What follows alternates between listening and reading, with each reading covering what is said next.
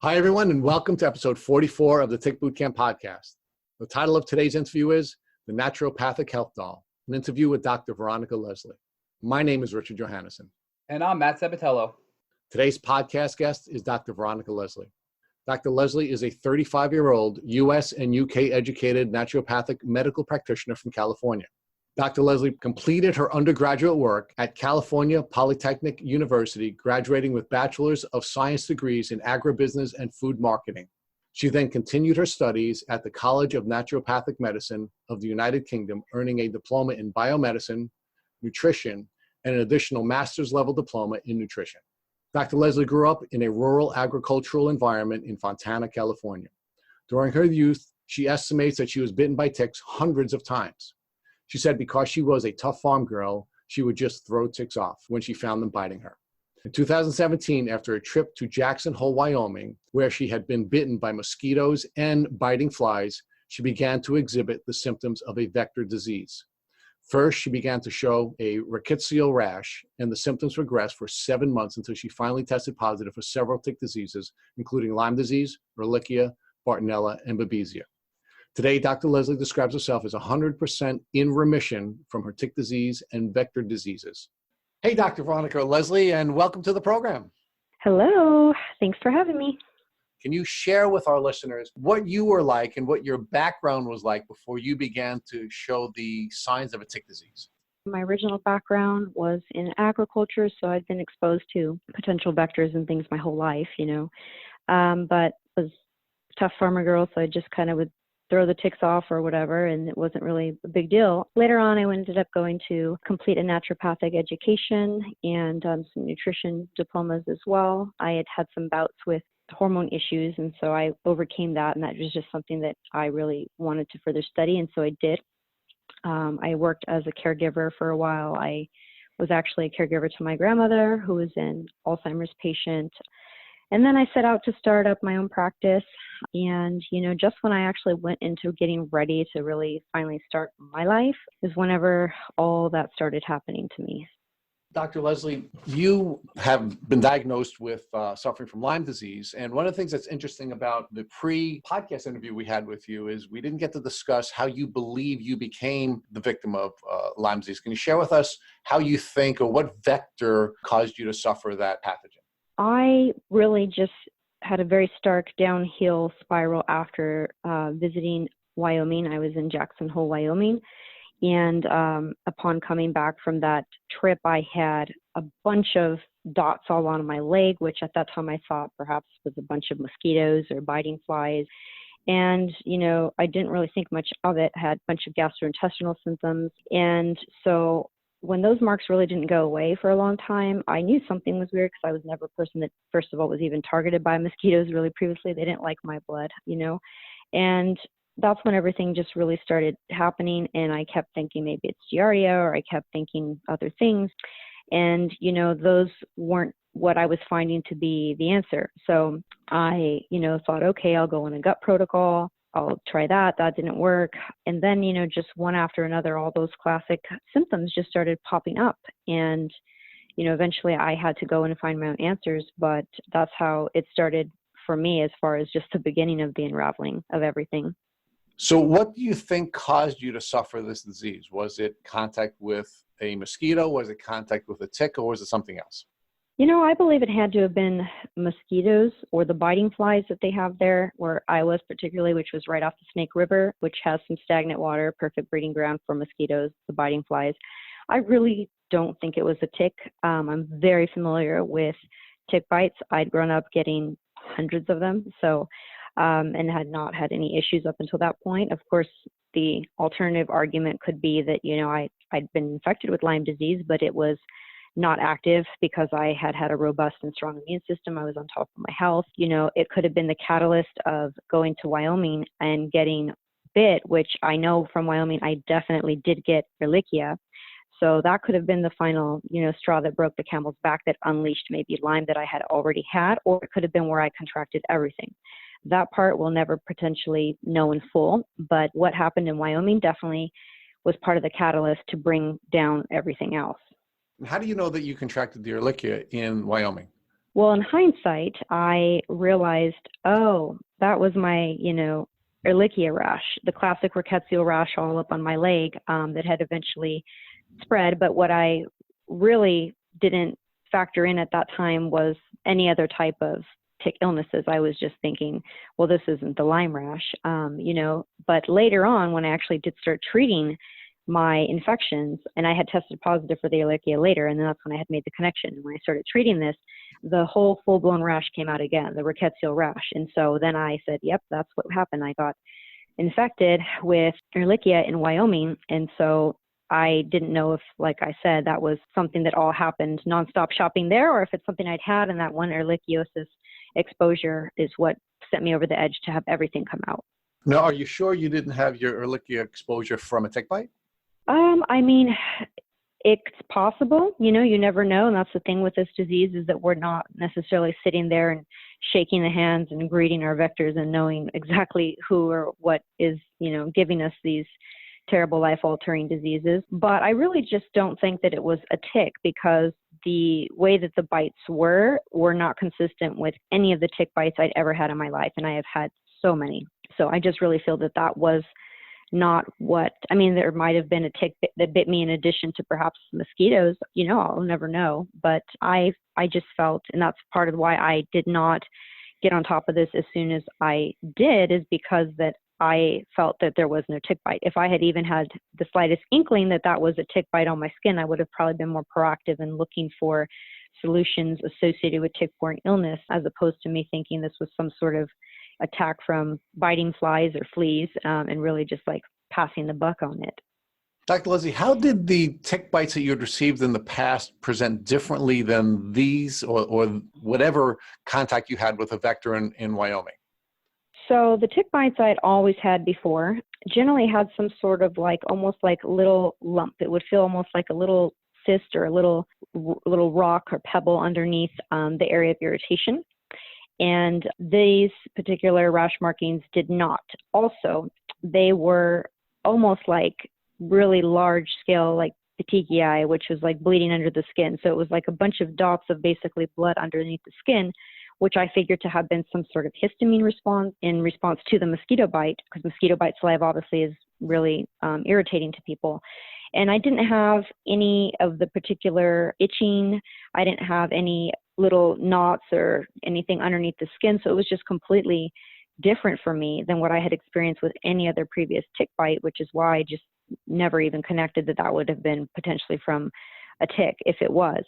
So how did your symptoms develop when you got back from Wyoming? So I had had that rash about a day or two before returning back home. And when I came home within a couple days after that, I really just started having intense gastrointestinal issues. So I went from being a person who had awesome digestion to being somebody that was seriously on the verge of being very, dehydrated and not able to keep any food in me. I mean, I had probably diarrhea for over 3 weeks. And it may not sound like it's a big deal, but when you actually literally do go through that, it can become an issue. It can become a serious issue. So that was my first real way that I experienced the tick-borne illness or the vector-borne illness, which was the Ehrlichia, and what I would later find out was some Babesia, Bartonella, and all the other classic friends of Lyme. I had gastrointestinal issues that I thought were Giardia. I tested for that, didn't have it. I then had some arthritis symptoms, that migrating joint pain. And then later I started having some more severe pains, one of them in between the shoulder blades and up through the base of the neck. I would feel frozen. I would feel as though my muscles were being twisted and contorted. I would feel at my worst like coyotes were opening me up and eating me alive. It was bad. Now, there was also some cross-exposure with mold around that time. So that, of course, impacted all of this. Another potential catalyst, of course. And then from there on, it just became all those other things that usually a lot of Lyme patients talk about, the tachycardia, some of the other co-infection symptoms like from Bartonella, which include like some head pressure and just some, emotional or mood destabilization. And I would have periodic rashes as well. I'd get some twitches and little tremors. And I just also had the costochondritis, which is going to be like an inflammation right under there of the rib cage lining, those muscles. That was hard. It was hard to breathe. So I felt like a bunch of bikers and the Hells Angels had jumped me on a daily basis. And, it just kept going downhill from there. And I went to several different sports medicine, physical therapists, chiropractors to see if it was some sort of structural issue. It wasn't. I didn't get better. And I just finally clicked to me that, you know what, this is Lyme disease. And I tested and it was negative. Of course, like many patients I see, 80%, I would say, to 50%, somewhere in that window, don't pass the ELISA testing. And if I would have just accepted that, who knows where I would be, but I didn't. Went on and did bioresonance later. And I did confirm as being positive with many of the Lyme pathogens. It wasn't until months later that I actually was able to show that on a Western blot. And again, this is the standard of care, which most people are forced to, have to be at the mercy of, a doctor to order for them. And I was able to get this on my own, so that really helped. But, if I didn't, I don't even want to imagine where I'd be right now. Now, Dr. Leslie, you indicated during this answer to our question that you had a number of different co-infections. And I'm not a big fan of using the term co-infection because I think that devalues other tick diseases. But were you capable of contracting those other co-infections from a fly or from some other non-tick vector? Well, that's a really good question. So potentially many of these co-infections are things that I might have already had, and they were just something that the body had learned to deal with, as our body is designed to do. It's designed to deal with the pathogens in our environment. It's not just the pathogen theory, it's also terrain in the environment and how your body can handle it. It's this ecosystem between the two. So I'm sure that I had had Bartonella all my life, having, grown up around a bunch of animals. My sister had cat scratch fever. And so that was probably something that I'd been living with that was not an issue for me. Maybe the same thing for mycoplasma, maybe even the same thing for babesia, but who really knows? Those were things that never manifested in my life prior. I never had any issues with those pathogens if I was in fact carrying them. Lyme disease could have been something, the Borrelia, for example, could have been something that I had in the previous portion of my life as well. We'll never really fully know. But, I would have to agree with you. The co-infections, even though that might not be the word you want to use, I use it because it's the most identifiable way to include and scope in all these tick-borne or vector-borne illnesses. But they can be worse than the Borrelia itself. And in fact, that's what was my case. The Bartonella for me was much worse than the Borrelia. By the time I got to treating the Borrelia, it was a walk in the park. It was a piece of cake compared to having went through the Bartonella. Dr. Leslie, you mentioned that you had a negative ELISA test, which is not uncommon at all, and then you had a bioresonance test to confirm your suspicions of Lyme disease and other co-infections. Can you describe for our listeners what that bioresonance test is? Yeah, so it is something that's actually used widely in Germany and a lot of parts of Europe. It's not accepted here as diagnostic criteria. You can use it for functional medicine testing, but you won't receive an actual sanctioned CDC diagnosis of Lyme by using this test. However, when you're suffering, you don't really care about labels. You just want to get better. And that's why most people will turn to this. And it's because it works. So I got introduced to this testing from another Lyme patient who had healed after spending hundreds of thousands of dollars to no avail. She used this testing and this treatment in Germany, brought it back and founded her own company here in the States. I used this and it pretty much is what saved my life. It uses photonic oscillation particles. So it measures frequency. And just like you can turn into your TV station and watch your favorite show or your radio and turn into that frequency and hear your favorite DJ, you can do this with the body. So each pathogen, each life form on Earth has its own respective frequency. And by measuring the frequencies in the body using this photonic oscillation particle technology, we can find pathogens in the body. And the best part about this is it's not dependent on your immunoresponse. So if you aren't producing antibodies to a pathogen because, let's say, you're immunocompromised, or let's say that this pathogen has hijacked you and has, shut off that differentiated cell response of antibodies, because that's how it, in fact, targets you and gets the upper hand in the body, then you will still test positive. So there's a lot of good to this testing, because the people who that they can't, for whatever reason, show positive on the CDC sanctioned testing or even other functional medicine testing like PCR, they can find these pathogens in the body this way. And I work with this extensively, and I always, when I give this test to people, I ask them, their feedback as far as how they enjoyed it or the relevancy they felt that it played in their health. And I've not had one single person not tell me that it wasn't the best test that they ever did in their life. So it really overcomes many of the limitations of the traditional Lyme and tick disease testing. In my opinion, absolutely. So based on that, did you start your treatment protocol after your positive bioresonance test, or did you wait for the positive Western blot to confirm? I did order the Western blot, and in the midst of waiting for that result process to go through, I then, of course, began massively researching everything to do with Lyme disease, mostly from a functional medicine standpoint, but also familiarizing myself with the standard of care.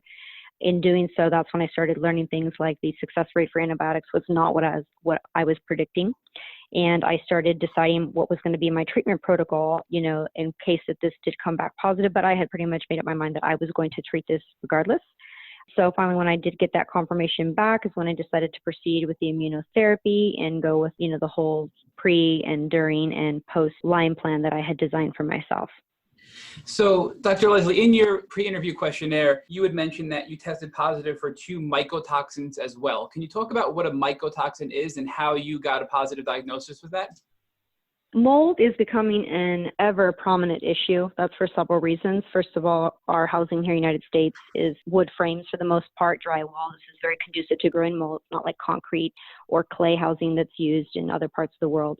And so Wi-Fi actually magnifies the growth of mold up to 600 times. So we're putting a bunch of 5G into everywhere, and now we're seeing crazy mold problems like never before. Anyhow, long story short, I had suspicions that there were some mold issues going on, but I did not want to be somebody that was, I'm a tough girl, right? So I didn't want to be somebody that was overestimating its role in my illness.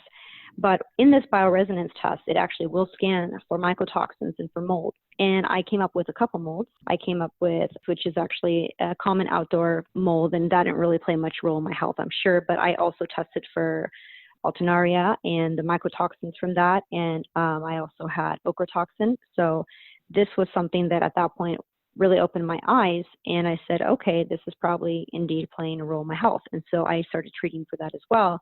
And I noticed a massive difference in just a couple weeks of how much better I was getting from that. And, mycotoxins and mold are going to be a little bit different. They're not one and the same thing. Mold is going to be the source. It's going to be that actual living mold that you would see like in your house, and when those little gray and black spots are green, depending on what type of mold it is. And the mycotoxins are actually the biotoxins that come from this mold. So these molds, unfortunately, will produce those biotoxins. And for the most of us, that's what really makes us really sick. That's what can really stimulate that chronic inflammatory response. That can be the catalyst to taking our immune system down and providing that immunosuppressive status that allows us to be more vulnerable to other pathogens, including Lyme and other co-infections.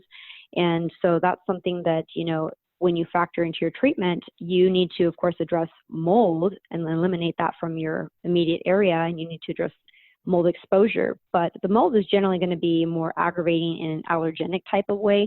People that they'll get that, itchy nose, the tickly nose, or they'll start having blepharitis, maybe some rashes, things like that.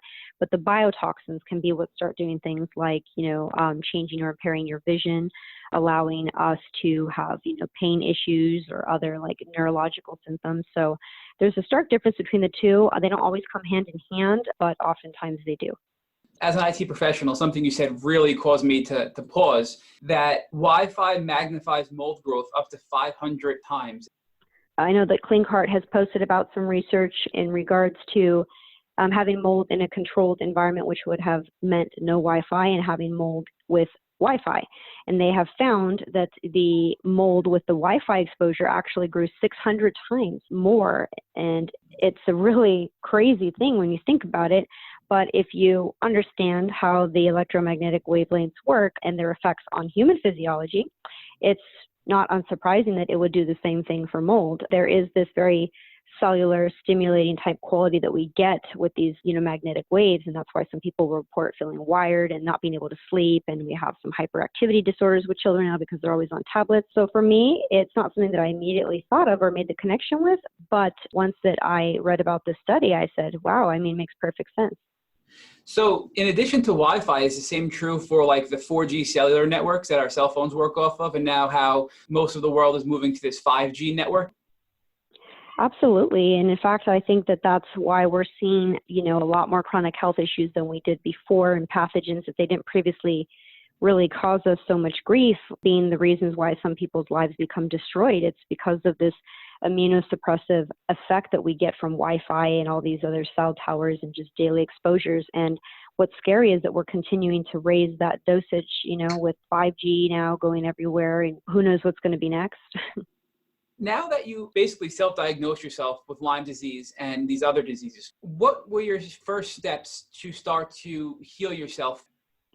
So the first thing that I did was to use essentially a homeopathic version of low-dose antigen therapy. And so what that is in particular, you take the pathogens that you are trying to treat or believe are stimulating the immune system to a detrimental level. In my case, I began with a Borrelia babesia series, and what this had were deactivated babesia and Borrelia burgdorferi pathogens. I take this sublingually every 3 days in ascending dosages and then in a descending dosage. This protocol takes 2 months. I did notice a huge difference after only a couple weeks. And so again, what this is designed to do is to help downregulate that first innate immune response that is the one that releases all the histamine, the inflammation, and just drives the body bonkers in order to stir up the other part of the immune system, which is the more targeted, cell-differentiated response to infection. And so in doing that, I started seeing a major reduction in my symptoms because, as I said or mentioned before, that most of these symptoms we get are not just from the pathogens, they're from our immune system's response to the pathogen. So therefore, by modulating that, we get some symptom relief. But also in being able to downregulate all that inflammation in the body, it allowed my body to actually really start healing. My body also was able to start understanding what it needed to target, by being confronted with this daily sublingual exposure of the microbes. I did every 3 days, the massive dose, but in between I did boosters on a daily basis. And so I did this for 2 months. I did not treat at all as far as like herbals, antibiotics, anything like that. I didn't do anything else besides this and some supportive nutritional therapy. And then after those 2 months, I then proceeded to use herbal medicine specifically targeted for the respective pathogens that I wish to eradicate or bring under to more controlled levels in the body. So I use, everything from Chinese skullcap to Chinese senega to all of the other popular ones such as cat's claw, Japanese knotweed. I use Hutinia, I use Satis, Sidacuda, Stephania. I use Cryptolepsis, Andrographis. I used a bunch, and I would alter what I was taking according to some symptoms or what I believed to be most active at the time. So it really was something that I was in touch with myself about, and it would be probably hard for somebody that they're not familiar with herbal medicine or the Lyme etiology, how to navigate that on their own. But I did do it that way, and I do believe that was why I was able to get the upper hand on this disease and ultimately heal. I want to back up to the low-dose antigen therapy that you took. You mentioned that you took it sublingually, and I don't know what that is, and can you clarify that for both me and our listeners, please? Yes, so that would be under the tongue. So this is going to be under the tongue because we can actually start with differentiated cell response from underneath the tongue. We can start building immunology directly from under the tongue. Our first protective forces are right there in the mouth. And so by doing this sublingually, we leave it there for 30 seconds to a minute before swallowing, but that just allows for some activation, for that immunological activation to start processing. Also, I've just found that sublingual application is much safer than other methods. And in general, if you're doing any type of low-dose antigen or low-dose immunotherapy, that is going to be sublingually given. But just in general, I'm saying, because there are some, like allergy shots, for example, or other immunomodulating treatments out there that they are sub-Q, so meaning that they're going into the flesh, they're shots, and that can pose some risk for us. That sometimes people will have like a, anaphylactic reaction and stuff like that. There is no risk of those dangers happening when you do a homeopathic series kit, which basically is working on the premise of like low-dose immunotherapy. And just to summarize the first step of your treatment protocol before you started to take the herbs to really attack the Lyme bacteria, that was really meant to help your immune system sort of calm down and come down from that overreactive state and normalize it to a normal immune system state. Is that correct? Yes. That's a very common issue that many Lyme patients go into, and it's this super heightened flare of the immune system, which becomes a problem all on its own. And of course, we want the immune system to be intact. We're not trying to shut it off the way that steroids would. That's how that conventional medicine responds to any type of autoimmune conditions or an immune system which is causing a lot of havoc or releasing histamine. It just wants to shut it down. That's not the answer. Low-dose antigen therapy does not shut down your immune system. It modulates it. There's a huge difference when it comes to that, because ideally what we're trying to do is balance those two different types of immune response, that first responder and then that later adaptive response. Steroids are going to just shut that down, period. That's not good, because then we really lower our immunity and we can become even more vulnerable to other infections. By doing the low-dose antigen, we're downregulating the type of immune system that is kind of being problematic for us at the time, and we're trying to enhance the one that we need to actually help us target the infection. And now this is your first step, because once you start targeting the Lyme bacteria, you want your immune system to work hand in hand with these herbs to then eradicate or kill off this bacteria. Absolutely correct. And also, too, to mitigate symptoms, because if we have a better immunomodulated response to treatment, it means less inflammation, less reactivity, less herxing, and it means an increased healing time as well, faster healing time. And what exactly is low-dose antigen therapy? So what is an antigen? So antigen is going to be basically that DNA molecule that is associated with that particular type of pathogen. The body is going to then see this and it's going to start learning its target. So it's kind of like if you were to have your team that's on a special mission with the police force, and you sit them down and you show them all the pictures of the bad guys and you say, this is who you need to get, all right? As opposed to them going in blind and not knowing what they're dealing with and trying to guess who's the bad guy and who's not. As a patient, what effects did you feel during the first stage of your treatment, the low-dose antigen therapy? Were there any positive effects? Were there some negative effects? Absolutely. So the first 3 days or so, maybe 3 to 5 days, I did feel a little bit more achier, felt tired. It was not at all something that I could not deal with. But it wasn't until probably like the end of the second week that I just really started having a stark turnaround. The POTS style symptoms that I had had back then, which included the tachycardia, the really super low blood pressure, the weak legs, extreme tiredness, all of that was just literally disappearing overnight. And I mean, I even usually hesitate to describe it like that, because I know some people will listen and think, I want this now, that's the answer to my problems. And they may or may not have the same results as I did, but for me, it was near miraculous. And so I, of course, was very interested in immunotherapy after that, because of the positive results I'd had. And after there, I just really started, improving. Dr. Leslie, is antigen therapy just a traditional immunization therapy that would be used, for example, with chickenpox or some of the other vaccinations we would take as children? It's interesting that you asked that, because, there is some history for us to believe that the idea or premises of vaccinations first began with homeopathy, and that this was actually utilized to help allow individuals to have a natural immunity against, certain pathogens in their environment. And that's, of course, probably under severe attack or scrutiny in today's modern age, where we have the climate we do regarding vaccines. So technically, I cannot say that that is equivalent to vaccines. However, I will say that, yes, if you want to utilize those for those premises, you could potentially see some altered immune function that could be beneficial for you as far as protecting you from those pathogens in the future. So Dr. Leslie, if our listeners are interested in this low-dose antigen therapy, which was a near miraculous turnover for you, where would you point them? Well, you'll want to go to a functional medicine practitioner. You'll want to go to a naturopath. Some MDs do offer this as well. I've been seeing more patients that are coming to me having already done this therapy from an MD or a DO or a Lyme literate medical doctor. I use this in my practice, so I use it not just for chronically ill or Lyme patients. I will use it for someone, for example, who has HPV and maybe needs to get rid of it. I've had someone that had HPV, for example. We cleared it, and then it came back a couple years later.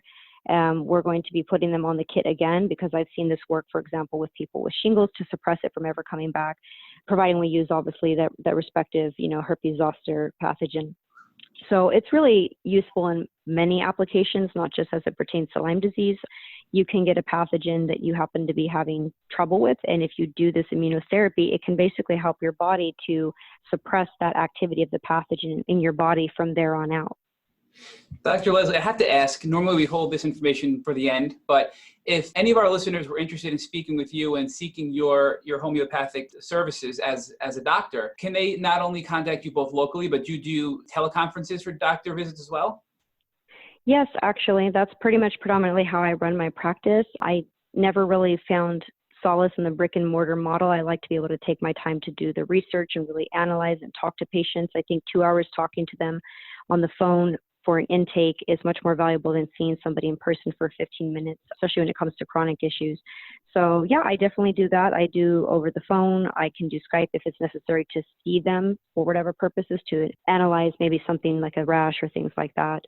And I work with people from, Europe to United States to South America. So sometimes depending on customs, there might be some issues getting some of these therapies through.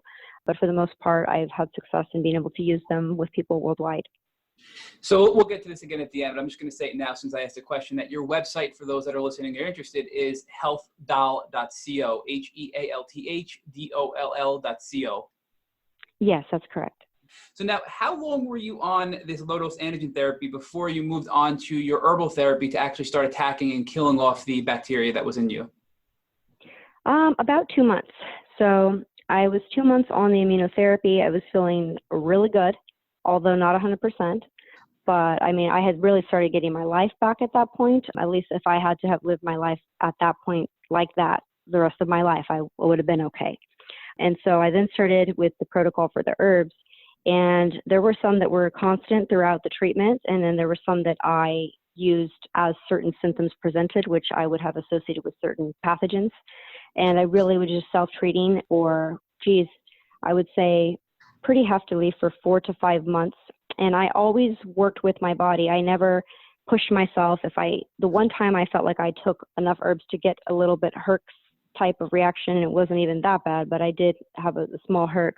I toned it down after that. I worked with my body, listened to my body. I did not want to push my body into a flare because that would just basically undo a lot of what I spent the previous 2 months doing, which was trying to modulate the immune system. I did not want to push it over the top. And then I started feeling really good. And then I started cutting down on some of the dosages. And honestly, I just was getting my life back to such an extent by that point that I was out there living life, and I would forget to take some of these herbs or my dosages. My life was no longer revolving around my treatment, and I had started realizing I needed less of them. And so I was cutting down on dosages until I got to the point where I didn't even need any more.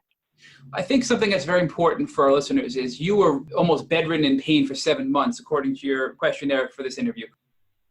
Yes, yeah. So I spent probably 3 or 4 months of that not being able to drive. I couldn't even turn my neck, so I wasn't able to drive. That was not safe.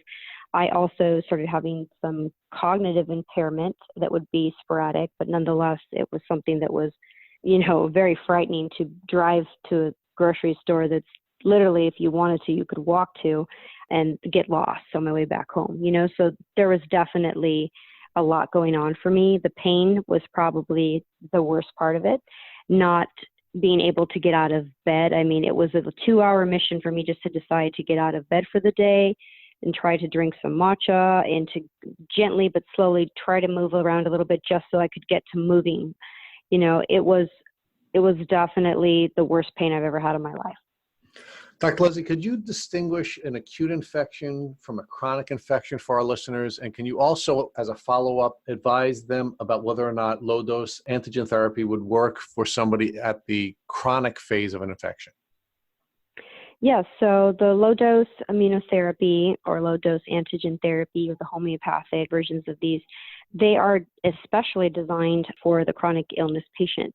And they can be used for acute cases as well. If you get immediate treatment for Lyme exposure, at that point you may not necessarily need it because your symptoms may not really be manifesting yet. But with chronic illness patients, I feel that this is exactly the type of patient who benefits from such therapy. And I just want to circle back to that. So you were totally homebound and bedbound. And after doing this low-dose antigen therapy, you had very minor, at worst, herxing while you were doing the herbs to kill off the bacteria, which is very unheard of when you're that sick. Yes, and in fact, I was even surprised myself because I was expecting to go through some tumultuous times. Although I knew that the plan I designed was designed to prevent that, I still was expecting to suffer a bit. And I really credit that to both the immunotherapy and also my proficient detox protocol that I did beforehand. And also the fact that having been a natural health professional, I was using detox protocols as a portion of my daily living regimen. And so I really did not have that accumulation of toxicity that many Lyme patients have before that they get, to the state of disease that they get to. I do not have any fillings in my mouth. I've never had any conventional type of dental work besides basic cleaning. I have seen a biological dentist for the past over 10 years now. I have not eaten non-organic for probably over 15 years at this point now. So my pesticide exposure, my chemical exposure, my heavy metal exposure, all of these were relatively low. And that makes a huge difference. And that's a huge complicator of treatment when you're dealing with Lyme patients. So I will say I did have that working for me in my benefit when I went into this. And then the immune regulation and the further detox protocols really allowed me to be a good vehicle for these treatments to work. So because of your background as a naturopathic doctor, you were detoxing throughout your normal life, and you think that really helped you when you started to get the treatment and the kill-off occurred? Yes, absolutely. Can you talk to our listeners in some more detail about what exactly your detox protocols were and which ones you feel are most appropriate for Lyme patients? Yeah, so just in daily living practices, before all of this had happened, I had always been on milk thistle. That's very liver supportive, and I really like that one a lot, especially if you happen to have any dark circles under your eyes. There is a connection with your liver function to that. So you might want to try some milk thistle and see that you might be surprised at the improvement you get there. I also was on such things as chlorella, NSM. I took some herbals like red clover.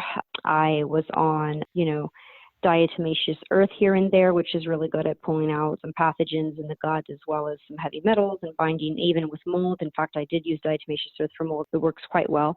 You would make sure that you get a food grade, though, I must say that.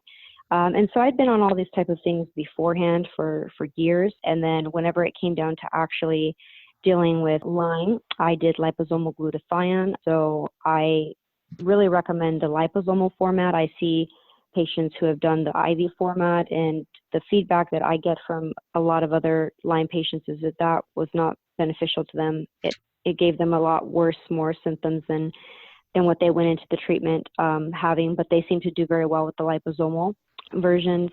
And, I also made sure I did a lot of sweating. I would take the hottest bath possible that I could tolerate with some Epsom salts, with CBD bath bombs. I would make sure to also do this, and I would sometimes take herbs that would induce me to sweat, and I would wear super layers of clothing to sleep and wrap myself with blankets so that I would sweat a lot of this out and wake up, completely drenched, wash that off, but feel a lot better.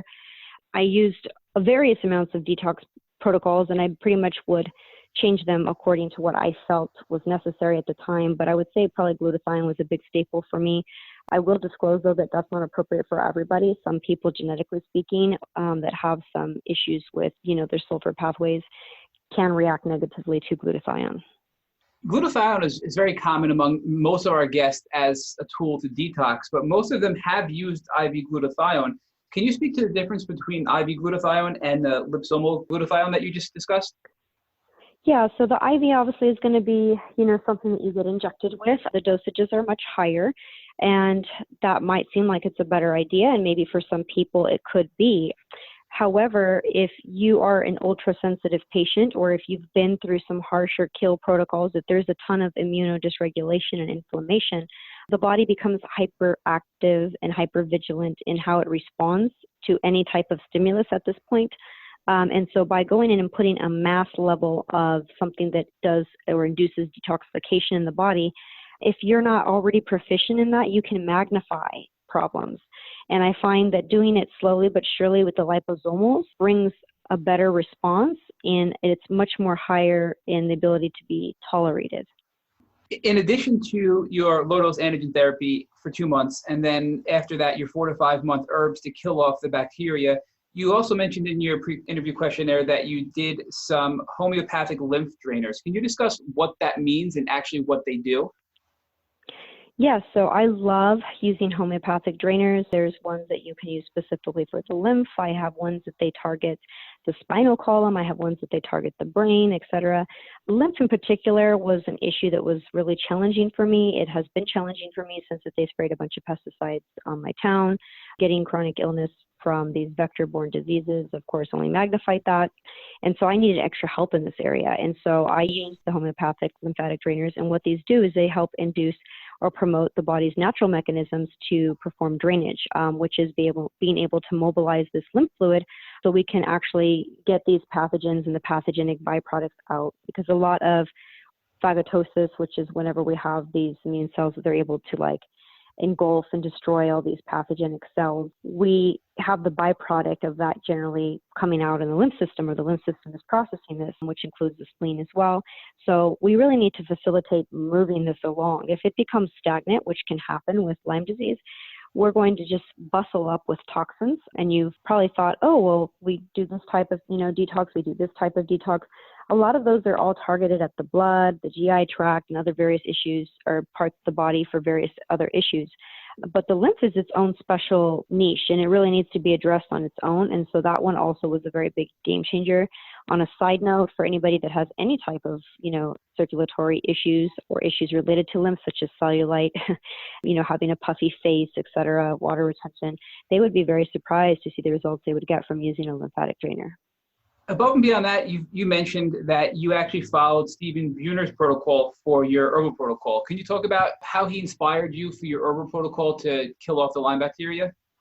Oh, absolutely. Stephen Buhner is, he really deserves a Nobel Prize for his research for the Lyme disease community. His research is not just going off of what has been handed down to us as the general knowledge for what herbs are specific for what systems of the body or for what particular healing functions that they have. His research is second to none. It goes through and will actually break down the etiology of all of these diseases, how they work, and how the herbs and phytochemical constituents actually impact the disease. So it's not easy reading. If you don't have a science background, you may get intimidated and not want to finish reading it, but it's worth buying his publications, every single one of them, just to be able to have the protocol and the recommendations in there. And he gets very exact. He will say exactly what you should take for neuroborreliosis, what you should take for Bell's palsy induced by Lyme, what you should take for neurological issues, what you should take for nausea, what you should take for any type of Lyme symptom that you could ever imagine, what particular herbal medicines would work best for you on those accounts. And I will say, from my experience, it was 100% spot on. Red root, for example, is something that's also very good for your lymph drainage. It helps with the spleen. I had been having some spleen spasms as I was targeting some of my treatment. And so I started on the red root, and within 4 to 5 days, that was gone, and I never had it again. So herbal medicine can be, in my opinion, every bit as powerful as what you would find with conventional counterparts if used properly. So Dr. Leslie, you got sick about 2 years ago with this Lyme and other co-infections. How do you feel today?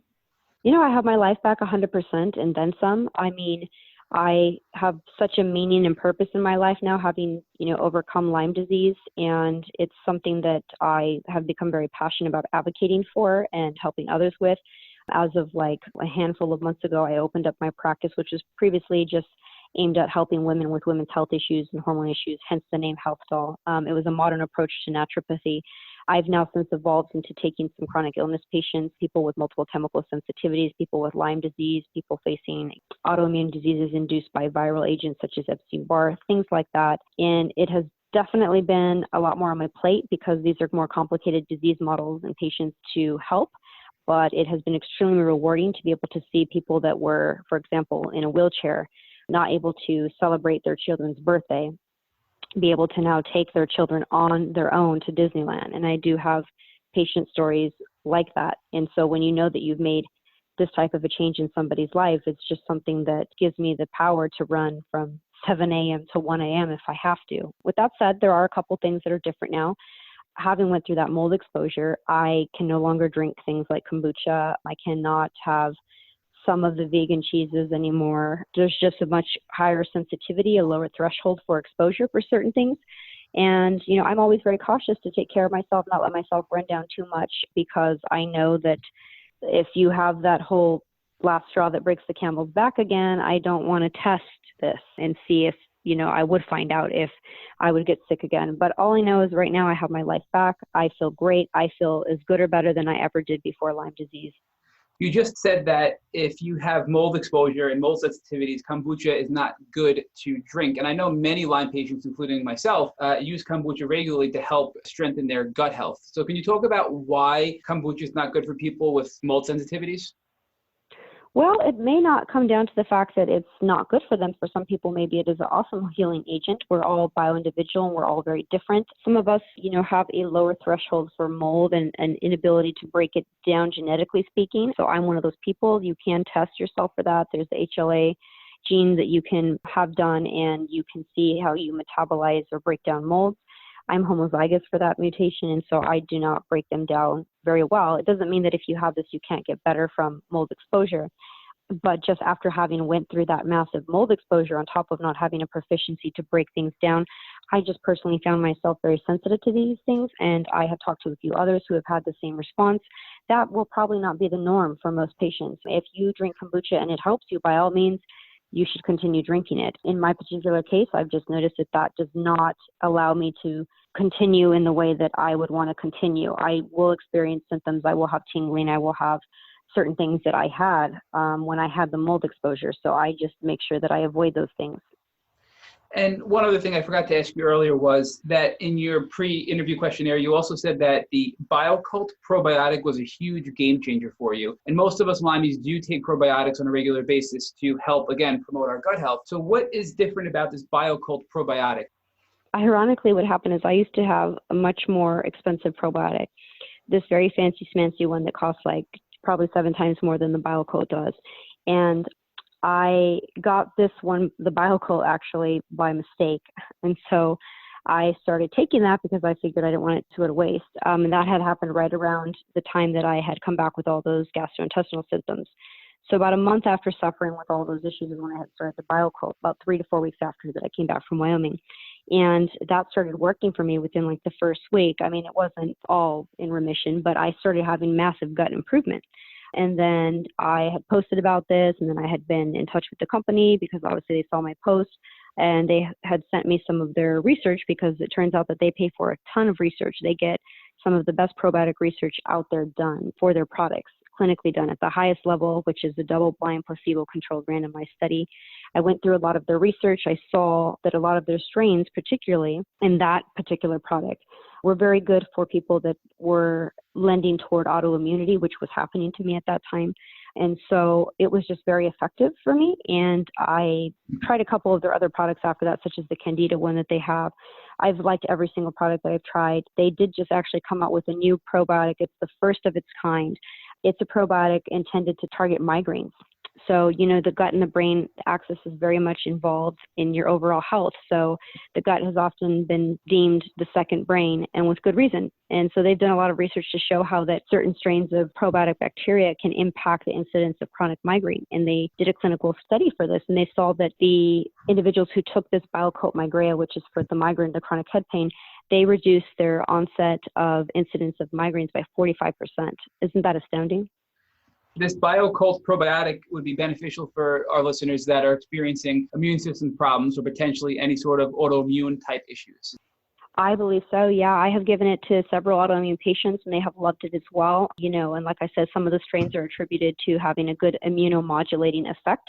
Of course, there's just your other very common strains such as lactobacillus and all of that function just for good overall gut health. But they really take a lot of care and a lot of research behind the products that they create. And what's really amazing is that they're honestly very affordable. You can find them on Amazon for about $20 and under. And again, I was paying like 7 times more for a probiotic that did not help me at all as much as what BioCult did. Could you outline for our listeners all the different ways you make yourself available? Yes, so I am on Instagram. I have a Facebook, though. I'm still trying to learn how I'm even supposed to navigate that. People can reach out to me on Instagram direct message. I am very busy on the DMs. I get a lot. And the way that Instagram organizes the inbox, I don't necessarily sometimes see them all. Sometimes I miss them. So they can go to my website. They can either go through the chat system there or they can send me an email directly. That's probably the best way to reach me is through the email. I also on the website have services that people can book straight away, or they can message me first for a consult. I usually provide the opportunity to speak with me for 20 minutes as a gratis consult just to answer some basic questions and let people feel out whether or not that they think that their case and myself would be compatible in working together. My final question, which is the last question we ask every one of our guests. If tomorrow morning you woke up and you found a tick biting you on your leg, what would you do? I've already faced that scenario. I remove it properly, and I took some astragalus and I treated with some woodland essence herbs, which are designed to prevent infection from such vectors as well as soothe the skin. Woodland essence makes it, I think it's called afterbite. And, I just refuse to let the prior experience determine what I would or would not do the rest of my life, and I've been fine. So I still continue to live my life cautious and I'm careful, but I'm not stopping my life on the account of what happened in the past. I look to the future. Thank you for listening to the Tick Boot Camp interview with Dr. Veronica Leslie. To our listeners, we have a call to action. First, if you'd like to learn more about Dr. Veronica Leslie and her tick disease journey, please visit her Instagram at healthdoll.co or visit her website at www.healthdoll.co. Second, if you enjoyed this episode of the Tick Boot Camp podcast, please share it with your friends by using the social media buttons you see at the bottom of the post. Third, Tick Boot Camp has created a tick bite blueprint. This was inspired by the information that has been provided by past guests on this podcast. We urge you to visit our website at www.tickbootcamp.com to view the blueprint. Please note we would appreciate any improvements you would like to suggest. Fourth, don't forget to subscribe to this podcast on iTunes, Google Play Music, or Spotify to get the automatic episode updates of our Tick Boot Camp podcast. And finally, we thank our listeners for their past comments. Please take a minute to leave us an honest review on iTunes, on Instagram, or on our website. We make it a point to read every single one of the reviews we get. Thank you for listening.